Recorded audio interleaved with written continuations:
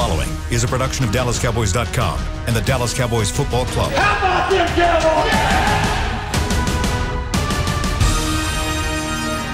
This is the Players Lounge, broadcasting live from Dallas Cowboys World Headquarters at the Star. Now your hosts, Barry Church, Danny McCray, and Newy Scruggs. Here it is, another edition of the Players Lounge as we get ready to see if the Cowboys can defeat the New York Football Giants in their first NFC East contest of the season. Now, it's interesting because a lot of fans are frustrated. The Cowboys are 1-3 at this point in time. But as we dive into this show today here on the Players Lounge, brought to you by Hotels.com, Danny McCray, Barry Church, we have a firing in the National Football League. Bill O'Brien is no longer the head coach and general manager of the Houston Texans. So, I'll start with you, McCray. Your thoughts about this move? I'm getting a little echo, but yeah, you know, since that is the hometown, it's about damn time. Goodness gracious, they gonna let this dude run the team into the ground, and then they let him make all these mistakes and then fire him. You give away all your draft picks for next year, all the really important ones. You trade away your best weapon, and then you're not even there anymore. Like this is it's too late for them to do it, but I'm glad he's out of there. And, you know, I kind of feel sorry for the guy who comes in next because he doesn't have much to work with besides Deshaun Watson. But, you know, it's time for some new blood up there. So I think he did a good job of getting rid of him now.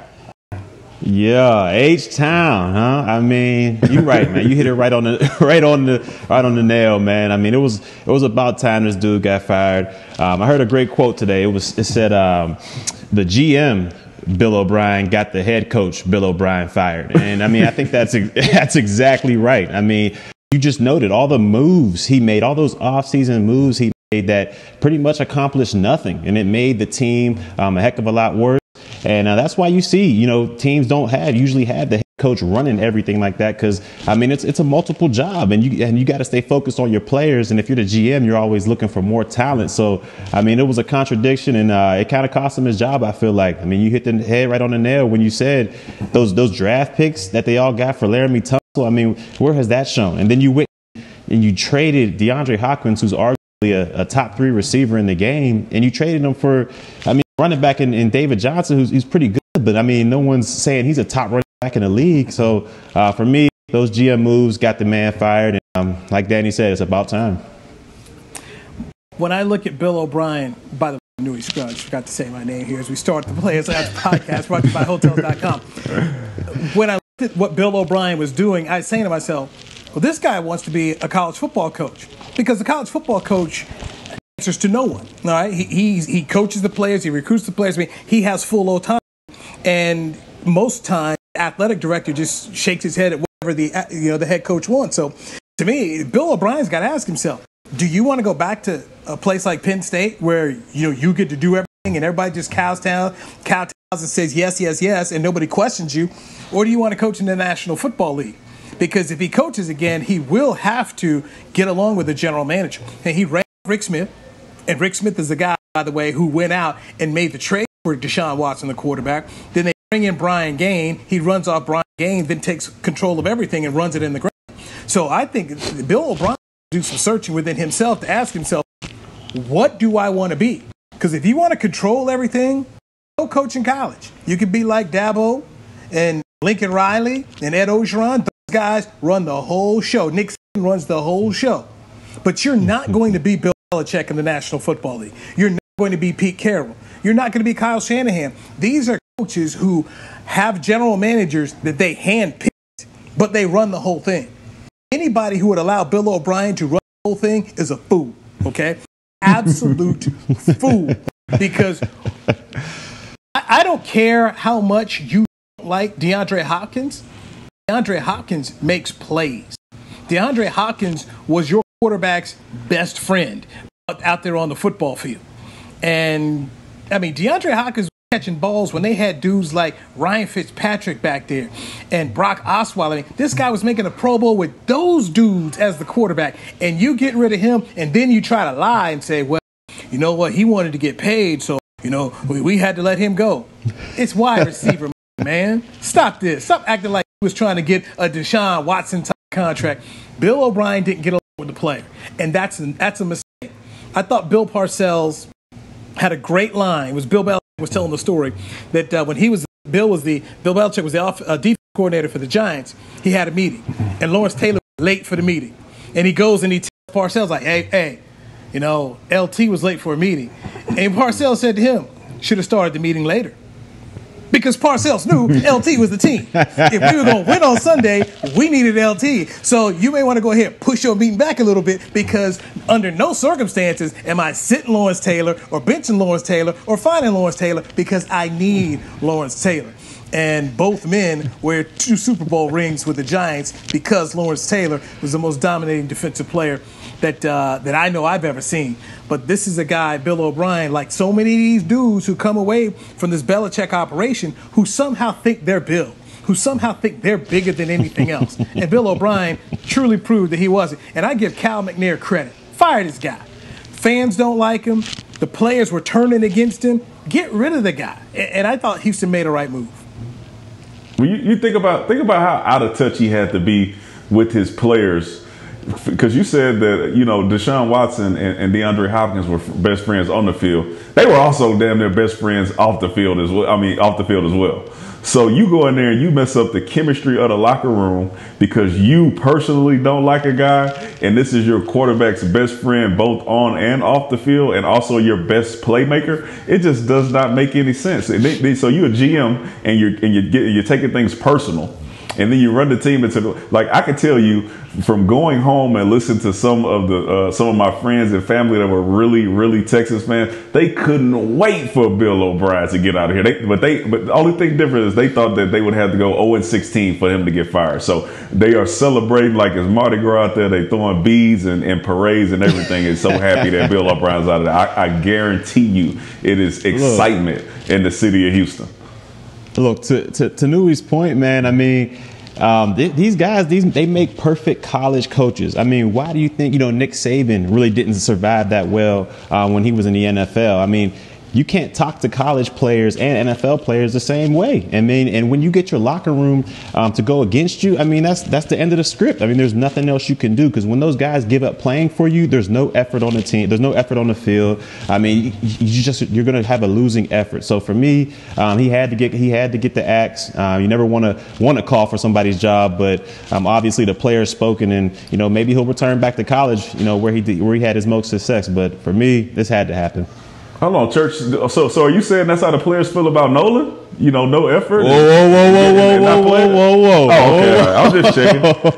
It sounds like you were describing the Cowboys playing for our defensive coordinator. My bad. The description sounded really similar to what we saw on Sunday. So I wasn't sure who you was talking about. Did not come out my mouth. See, I went to school with people like you, man. I didn't know who you was describing, bro. I was just taking a guess.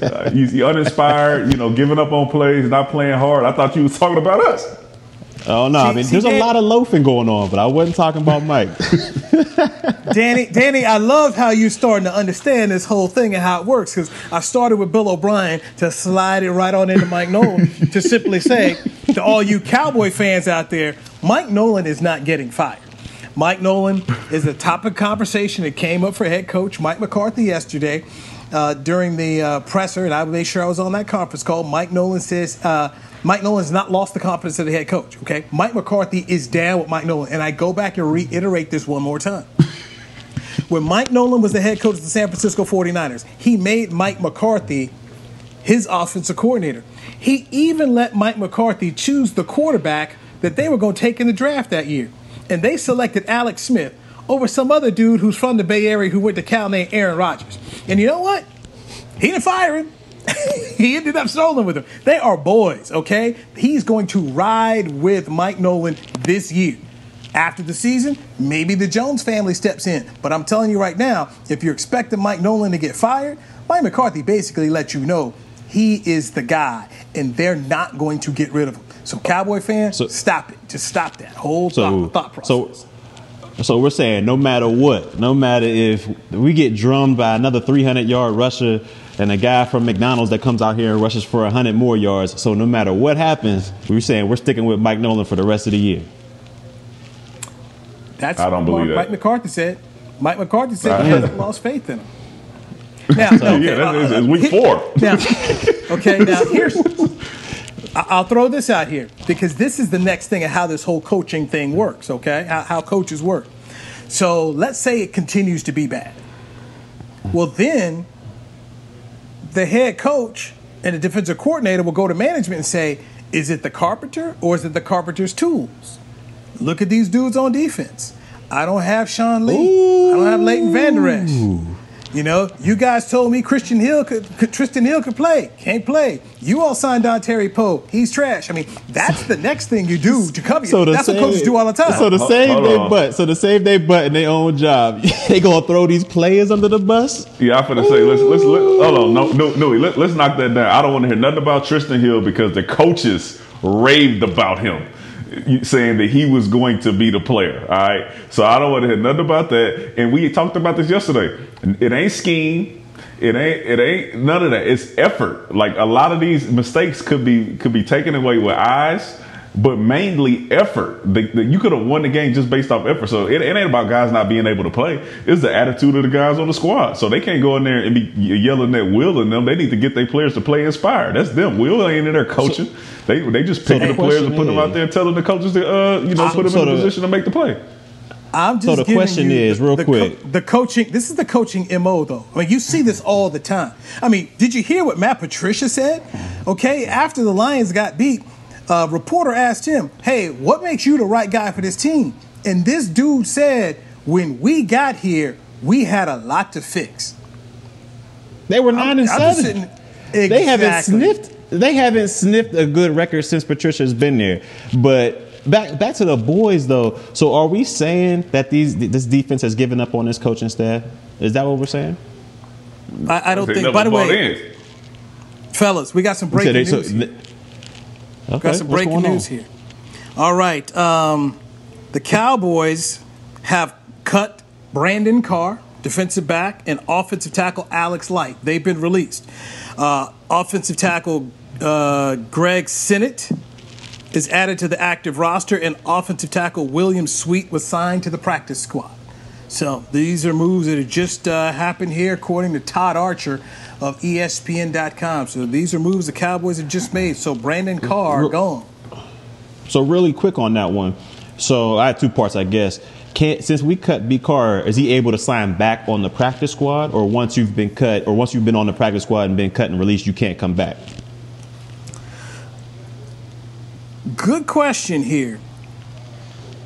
Because that move to me makes no sense, especially with the way this secondary has struggled. I mean, you would think they would need as much depth as possible back there, but I mean that's a confusing move to me. Church, have you heard these coaches talk? They believe that the players that they have are good enough to have a successful defense. Oof. This is being reiterated week in and week out. So believe me, they're not worried about. They don't see the same thing we see. To me, when did good enough become the standard? Like, you know what I'm saying? Like, when did this just become like, hey, we're good enough to go out there and play? Like, I thought we wanted to be great out here, man. I thought we wanted to win a division. I thought we wanted to be great. I mean, just standard. It just seems to go down and down and down. Listen, next thing you know, they're gonna be like, hey. If you all right, you can come. If you all right, you got to be realistic, bro. Church, you got to be realistic. After watching week 1, you got to say, listen, we need some guys who could just play. If we could just get some guys who go out there and just do something. You watch the same thing I watch. You know what these guys are not going to be. They are not going to be a top 10 defense. It ain't going to happen. So your standard does have to be lower. We need some guys who will get out there and hustle. That's where I'm at right now. Give me some guys who will get out there and sprint to the ball. I mean, we'll probably. Go ahead, do it. Go ahead. We got time left. Go ahead. Let me just throw a little bit more into this here, and I'm reading this off DallasCowboys.com. Says the club is currently at 51 players on the 53-man roster, but could be hoping to get injured cornerback Anthony Brown back soon. Brown was placed on the injured reserve on September 19th, the day before Week 2 against Atlanta. Players must spend a minimum of 3 weeks on IR before being eligible to return. So that would mean Week 2, 3, 4. So maybe Carr is gone because they're getting Brown back. And anyway, just this is all breaking as we're just talking about it. So that's what I got. Hey, let's squeeze in a break here. Let me try and dig a little bit more into this here as Brandon Carr is cut from the Dallas Cowboys as they're making some roster moves here. You're checking out the Players Lounge, brought to you by Hotels.com. I'm Newy Scruggs, joined by Barry Church and Danny McCray right here on DallasCowboys.com radio. Hey there, Cowboys fans. With Tide Cleaners at-home pickup and delivery, cleaning your clothes has never been more convenient. Simply sign up at your local store, set out your dirty clothes, and one of our Tide Cleaners professionals will come directly to your home for a totally contactless experience. Your clean garments will be returned promptly the next scheduled delivery day, so skip the errand and enjoy life, not laundry. Visit TideCleaners.com or your local store to sign up for Tide Cleaners at-home pickup and delivery today. I'm Jay Novacek, former tight end for the Dallas Cowboys. Back in the day, I was the guy who always got the tough yards, and that's why I run with John Deere today. In fact, I have a John Deere 3025E tractor that can handle any yard work I need to do, even the tough yards way out back. So if you have 1 acre or 1,000, John Deere has the equipment that's just right for you. Visit a John Deere dealer today and run with us. We are the official tractor provider of your Dallas Cowboys. We're back with a tasty treat that's sweeping airwaves and taste buds. It's new Dr. Pepper and Cream Soda. Let's take a listen. Dr. Pepper and Cream Soda's here. A new combo that's music to my ears, okay. Let's play. Cream Soda and Dr. Pepper time. Pour it in a glass of ice. Ah, music to my ears and mouth. New Dr. Pepper and Cream Soda. A delicious duet. Essilor is a proud sponsor of the Dallas Cowboys, helping fans see more and do more with our best vision solutions. Our lens technologies reveal a world more beautiful than you can imagine. For a limited time, get the Essilor Next Gen offer. When you buy the latest generation of Transitions lenses with select Essilor lenses, you can choose a second pair of clear lenses for free with qualifying frame purchases. Restrictions apply. Find a participating eye care professional by visiting EssilorUSA.com. Essilor. See more, do more. Back to the Players Lounge.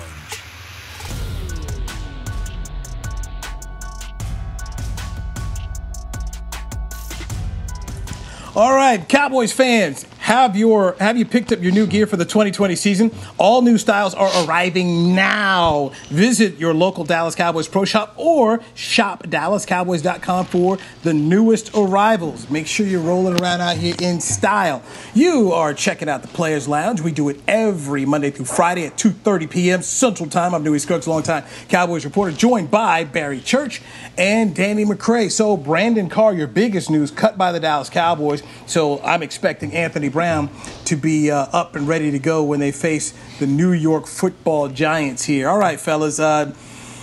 Snacks Harrison isn't coming to town here. That doesn't look like there's going to be safety help around here. Donovan Wilson, Mike McCarthy would not commit that he would be starting this weekend instead of Darian Thompson. So, yeah, there you go. There you go. Those are the additions as they get ready to face the New York Football Giants. The Cowboys are 1-3. The Giants are 0-4. Woohoo! Well, listen, here we go again. Listen, why not keep the most experienced person on your defense in your defensive secondary? You know, why not give them a shot to really go out there and play? I don't understand. This don't make no sense. None of the moves are making sense, and this is going to become a common theme of this entire season. We are not going to understand anything. One, because they act like they play everything so close to the chest, and we're starting to see why. Because it doesn't make sense. And if you showed us this early in the week, we would be like, "What the heck is going on?" Exactly, and I don't understand it either. I mean, like you said, he's your most veteran guy out there. I mean, even if he's not, starting or playing, he can at least from the sidelines kind of be an extra coach out there, kind of get these guys in the right spot, maybe more discipline. But that's another head-scratching move from this coaching staff. And you brought up, Donovan Wilson at the safety spot. No disrespect to him. I feel like he might grow and develop into, who knows, he might develop into a great safety. But, I mean, we're in panic mode right on defense, and he's not going to be the answer. And I'm not saying, we go out in free agency and, Earl or Eric Reed or Snacks Harrison, those guys might not be the answer either, but they'll sure be an upgrade, and they'll sure help this defense. So, for me, it's just a lot of head-scratching moves so far with this coaching staff. Answer me this. Let me put on my Mickey Spagnola hat right here, because when I would ever chat with Mickey would always bring up a point like this. It wasn't as if they were playing Brandon Carr. Despite all the issues, they had no point said, hey, Brandon, get on out here, and gave him a whole lot of snaps. So if they weren't giving him a lot of snaps, doesn't that say something about the way the coaches felt about Brandon Carr? No, listen. Let me tell you something. If any one of y'all can sit here and tell me after watching Worley play on Sunday that Brandon Carr wouldn't have put out a better performance than that, then I'll get off the show right now. I will get off the show. Well, listen, I watched TV today. I saw the man come on a perfect, because yesterday I was going to say, man, listen, if they run it down our throat like that, why are we not running corner blitzes to try to stop the run? Oh, we did. Worley ran straight past the running back, and they go for 40. And then Odell walks him off the line, and you see the guy backpedaling into the end zone. Odell was going to score no matter what. The dude was 3 yards deep in the end zone. You telling me Brandon Carr couldn't do better than that? You wouldn't even give him a shot? And he was on the goal line. Like, what you backing up for? You only got 8 yards to defend. There's no. He ain't like he can get past you and burn you for 40 yards, big dog. Like. That was one of the most confusing little plays I've seen there. And then you got your safety, who Donovan Wilson is goal line, and he's up there with the linebackers. Like, they pay those dudes all that money to stop the run, man. There's one receiver on that side, and his name is Odell. Why won't you lean a little bit? You have no responsibility in the run. That just goes to show you how disciplined this defense is right now. But that's the point. You don't give the most disciplined and experienced guy a shot to do better than that. Thank you. Thank you. He can at least go out there and show that he can do something. He ain't gonna give up no bombs like we've seen so far. I mean, like I said, man, another head scratching move, man. All right, so I will put my Mickey Spagnola hat away since you guys just shot that down. All right. Let's move on over to the other side of the football. Joe Looney, the Cowboys starting center, is out with a knee injury. It's an MCL, so rookie Tyler Biadasz takes over. Kellen Moore, Mike McCarthy they've got no issues with him. The kids played 133 snaps. This was a guy that Mike McCarthy had high praise for, that he watched when he was at Wisconsin. So, your thoughts, Church, on Joe Looney being out right now, and now a rookie taking over, having to make the calls for this Cowboys team? Look, if this was Travis Frederick or something going down, and we had Tyler Biadasz coming in for him, I'd be a little bit worried. Nothing against Joe Looney, because I think he's a heck of a player, but I think he's more situated in that backup role, in that swing offensive lineman role. Like, if somebody goes down, he can come in and give you quality reps. But this Tyler Biadasz guy, they got in the 4th round. He had an impressive camp, and he looked pretty impressive when he filled in. I believe he came in that Seattle game. And he looked pretty impressive. And I thought he was going to get to start heading into this Cleveland game, but they had given it to Joe Looney. So for me, I don't see this as a huge injury, especially with this offensive line as patchwork as it's been. I think Biadasz should be able to get in there and pretty much hold down the fort. So hopefully, Joe Looney will get healthy, and then he'll just be another added depth piece for this offensive line. But I think the 4th rounder should be pretty good out there at center. Yes, same here. I'm not really worried. This may sound crazy, but with everything that's going on with the Cowboys, I think the one unit that we really expected to just be total horrible, just based on the injuries that happened, is the O-line. And somehow they've been able to kind of hold it together, minus, the coaches not helping them out when they're going against a Myles Garrett, have on a rookie. Minus that, these guys have held up. Dak's back there throwing it 60 times. He's not getting sacked a crazy amount of times. He's not just, under pressure like crazy. He's able to complete his throws and follow through. So I'm not really worried. I think they have a good thing going on the O-line. They're able to mix and match and have those guys, create some production. I did ask Kellen Moore about that yesterday. And I was the first person on the call, and I just said, okay, can you explain, was Terrence Steele supposed to get some help on those 2 Myles Garrett sacks, or did you guys leave him out there by himself? And if so, why did you leave a rookie out there against a highly productive defensive end? And he's like, oh, okay, wow, we're going right there, huh? And then he gave a flim-flam answer. And I'm just sitting to myself, yeah, Kellen, I'm going right there, because I'd like to know what exactly are you guys doing. And dude, it makes me so mad as I read people say all these negative things about Terrence Steele. Oh, he's bad, he sucks, he's this, I'm like, whoa. This is an undrafted rookie. The Cowboys put him out here, okay? I'm thinking this guy comes to camp, he's just hoping to make the team. He ain't expecting to go play, and he's not expecting to go play against Myles Garrett, and they give him no help. This is criminal. Brian Baldinger, and whenever he does his Baldy's, he does a great Baldy's breakdowns. He's breaking the play down, and he's looking at, hey, man, they not giving this guy any help. This is coaching malfeasance, okay? That's what Kellen Moore and Mike McCarthy committed against Terrence Steele. But the fan looks at the player, just says, oh, this guy's baloney, he stinks. This isn't on the player. I go to a guy that the Cowboys had last year, and Cam Fleming. Cam Fleming started a Super Bowl for the New England Patriots. But you know what they did with that guy? They gave him help throughout the year because they knew he was limited. That's what good coaches do. They cover up the warts. They ain't cover up the warts for that kid, and they benched him, and I thought that was bad on the coaches. Yeah, what did Kellen Moore, what did he mean by, we're going straight there? What did you expect? He's the offensive coordinator, and he's talking about, we're just going to go straight there, huh? You left an undrafted rookie in his 4th career NFL start out there butt booty naked against arguably one of the best prolific pass rushers in the NFL right now. If I'm Dak Prescott, I'm like, man, what are y'all thinking out there? Kellen Moore, once again, we need to have a segment called Head Scratching Tuesdays or Head Scratching Wednesdays. I'm sure it would be jam packed with these coaching decisions, because this is just another one along the lines of how you just going and you just gonna put it all on him and bench him like, man, he's the reason this is going on. Nah, man, you got to help the brother out. He's out there starving for help, and y'all just gonna let him get fed to the vultures, man. It was just disrespectful and wrong, man. It was wrong. It's horrible, man. Look, we're going to continue to say it. Start the game off by giving these guys help to boost up their confidence. You're right. He doesn't have experience. So the best way you could do that is to give him some help, let him see that he can get out there and actually make a play against Myles Garrett with a little bit of help, give him some confidence, and I think he'll play a lot better. But you put him out there on the island by himself at the beginning, he's worried, he's a little nervous, he knows who in front of him, and he gets beat. And then that just like snowballs all the way throughout the entire game. So, I don't think they're going to make those changes, but I will keep saying it. I look at a guy like Kyle Shanahan, the head coach of the 49ers, who I think does an excellent job of covering up the warts of his team.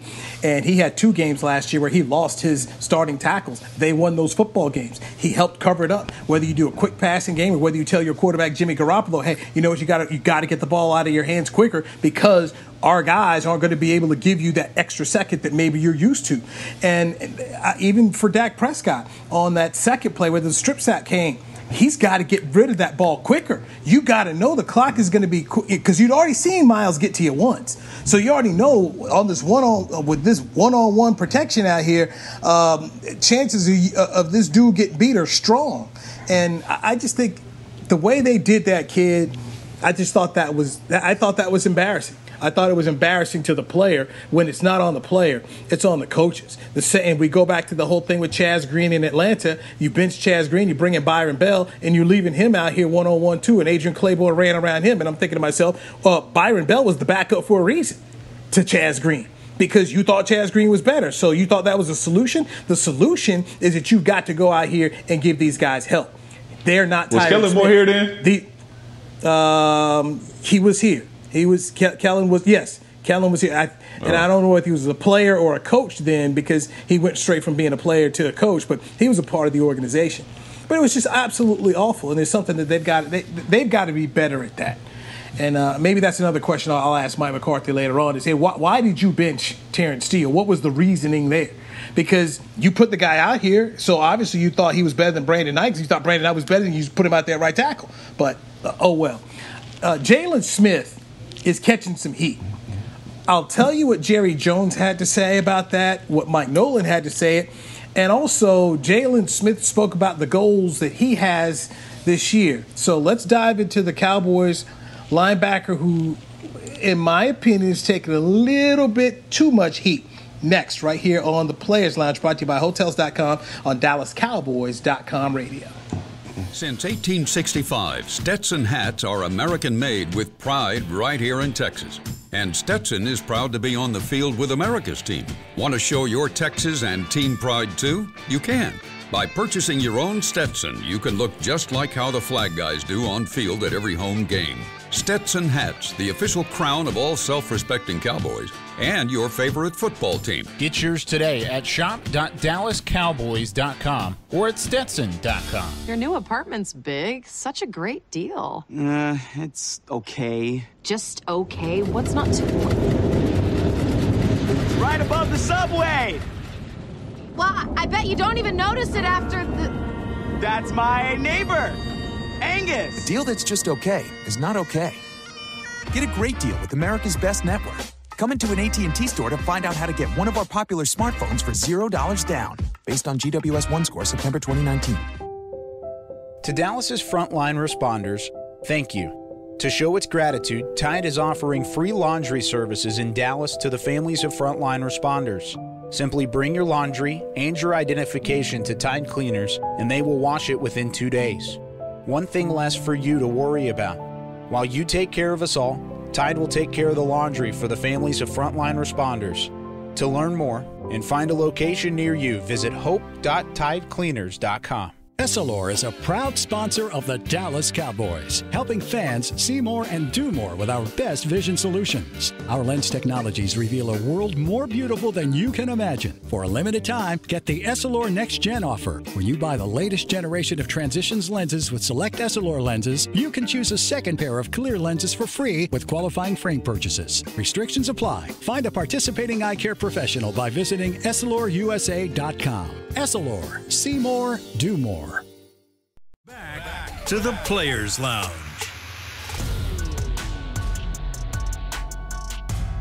Hey, bring some Cowboys game day energy from the Dallas Cowboys Rhythm and Blues Dancers or Drumline to your next virtual or in-person event. For appearance and performance details, visit DallasCowboys.com/DCRB.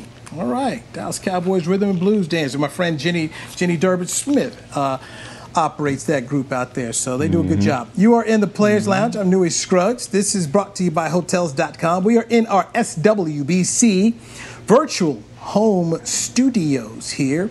All right, fellas. Jalen Smith is taking a beating from fans, and now there's several media members that are just pouring it on Jalen. Charles Robinson of Yahoo Sports, he was on Jalen a couple weeks ago. Michael Gelkin of the Dallas Morning News jumped on Jalen last week. And yesterday, Saad Youssef of The Athletic was giving it to Jalen. And Mike Nolan ended up defending him. Let me read you a little bit of what Mike Nolan says. He said, quote, "I don't know why Jalen takes the criticism he does. He's a good football player." Jerry Jones was asked about Jalen Smith today on his radio show on 105.3 The Fan, and the Cowboys Hall of Fame owner says, quote, "I think Jalen Smith has been courageous in his performance. He gives you everything." Jalen Smith signed a 5-year, $64 million deal with $35.5 million guarantee, averages $11 million a year. Fellas, I'm not sitting up here defending Jalen Smith saying that this guy has been some great player. But I don't understand how Jalen Smith gets all this heat, and a guy who signed the largest contract in Cowboys history, people don't say anything about. On Twitter, on Facebook. People are like, well, he's always doing that swiping thing, and he just cares about his brand. And I come back and I say, who's out here making Hot Boys gear? Who's out here feuding with the 49ers about the Hot Boys name, trying to trademark it and bringing lawyers involved? It's Tank Lawrence. So why does Jalen get the heat that Tank Lawrence doesn't get? Why is there no heat for a Cheeto Awuzie, a second-round pick who has been just a guy? Why is there no heat for Tristan Hill, a second-round pick who last year wasn't even in games at times because he was in Marinelli's doghouse, and you watch him play this year, he's invisible? Why is everything on Jalen as though he is the reason the Cowboys' defense is no good? McCray, help me out. Listen, man, look, the fans, they're going to pick somebody. They like Tank. They like the way Tank talks. They like that he tells it like it is, the way he talks to the media, the way he talks to other teams and their players. They enjoy that. So, he's a fan favorite. So, they're going to take it easy on him. Jalen, he's not so much of a fan favorite. And some of the stuff that he does is a little bit more obvious. Like, DeMarcus Lawrence doesn't get sacks. All right. Well, then some of the stuff you see Jalen do, giving up touchdowns in the passing game, overrunning, over pursuing, and, getting blocked by the O-line, it's just a little bit more obvious. So they just look at him, a little bit more. And then once they see one thing and once one fan says one thing about him, then it just catches fire. So he's just in that spot. And that's part of playing for the Dallas Cowboys, man. The eyes are on you, so you just got to be able to deal with that. Yeah, I mean, you're right about the fan favorite part. I mean, the fan, they must love how he speaks and all that stuff because they haven't really been giving him all that noise. But for me, it just comes down to there's more opportunities for you to see Jalen Smith mess up. I mean, like you said, you'll see him rush the passer, and he might be giving off blocks. But with Jalen Smith, it's like, oh, he missed that tackle. It's right in the view. It's right on the television. They rewind it for you about 5 or 6 times. So it's just more of an opportunity for him to mess up, missing tackles, or if he blows a coverage, it just looks like it's more on him. But for me, both of these guys, deserve credit of how we're doing this so far. I mean, you give the guy $20 million, and he's yet to sniff a sack. So for me, they both deserve blame. I would put more on DeMarcus Lawrence just because his price tag is so much higher and the expectations for him and both Jalen Smith are extremely high. So I think that's why they're both getting all the blame here. You ain't going to see too much about Awuzie, or you're not going to see too much about Tristan Hill just because they're still on their rookie contracts. And with that comes lower expectations. So for me, it just has to deal with the expectations for both of them, and they're going to get, the lion's share of the blame. It just happened to be that for Jalen Smith, he's in the spotlight. He's, the cameras are always following him because he's always literally around the ball, whether it be good or it be bad. So for me, it just comes down to he has more opportunities to mess up and be put on screen and put on blast. Yeah, I went and looked at the Cowboys draft picks since Tank Lawrence in the second round. Okay. And when I went back and looked at their second round picks and just said, okay, when I think about second round grade and what the players turned out to be so far, I look at Jalen Smith and say, he's probably the best one they've had. So let me ask this. Who's been a better second round pick in their Cowboy career, Connor Williams or Jalen Smith? I got to go Jalen Smith on this one. Danny? I'm going to go Jalen Smith. I mean, okay. Yeah, I'll go Jalen Smith. Cheeto Awuzie or Jalen Smith? I go Jalen Smith again. Listen, I'm gonna go Jalen Smith, but I'm not gonna say that Jalen Smith played great. But yeah, I'm gonna go Jalen Smith. I don't think that's much of a. Okay. Tristan Hill or Jalen Smith? That's not even Jalen Smith. My man just now sniffing the field. That ain't a question. He didn't even do out his fall asleep. Right, dude falling asleep in meetings. He couldn't even get on the field last year. So it's Jalen Smith over there. And Stephon Diggs Trayvon Diggs, Stephon Diggs' little brother, he just got here. So when I just start looking at these second round picks that the Cowboys have had, Jalen Smith is a guy who made the Pro Bowl as an alternate. And look, they gave him a second contract here. But when either the Cowboys got some other issues here with these second round picks, but this dude is not the devil that is absolutely killing you the way everybody puts it out there. Is he having a season that's good? No. But is anybody on that defense having a season that is good? No. Nah. I'm just trying to understand why everybody's put the X on this guy like, yeah, man, you are the problem. No, he's a part of it. There's no doubt he's a part of the problem. But fans somehow thinking that this dude is the problem, I got to say, I just don't believe it, fellas. I just don't believe it. I just don't get why he's the guy. I got a quick question, man. I understand the Jalen Smith and all that stuff, but where the hell has Tyron Crawford been? I mean, is he injured? What, that's my dog and everything, but man, hold on now. You talk about we talk about contracts and highway robbery now. I mean, has he been on the field? I mean, I saw him on the side. Talk about Tristan Hill, talk about Antoine Woods. Talking about Poe. Isn't he supposed to be in there too? He's supposed to be in that rotation. And I mean, it just blows my mind what's going on. Church. The worst part about this is last year I said on this show, and I talked about how, with Crawford coming back, the leadership in the locker room was going to be a little different. So you should expect to see, something different there. And it's not been that. It's been the opposite. So I was wrong. I was wrong, and I'm gonna go ahead and admit that because I don't understand. I will do this. I want to give a shout out to our best defensive player who was released before the start of the season and then brought back on the team. CJ Goodwin, our first guest on the show. He has been the spotlight for people who play defense on there. If you watch special teams, he's been making almost every play. He was offsides on that one block kick, but he's making all the plays, and he plays defense. So I'm gonna say that he's our best defensive player. All right. And actually, over Aldon Smith, I'll say no. I'll say no. Aldon Smith. Okay. I get. Okay.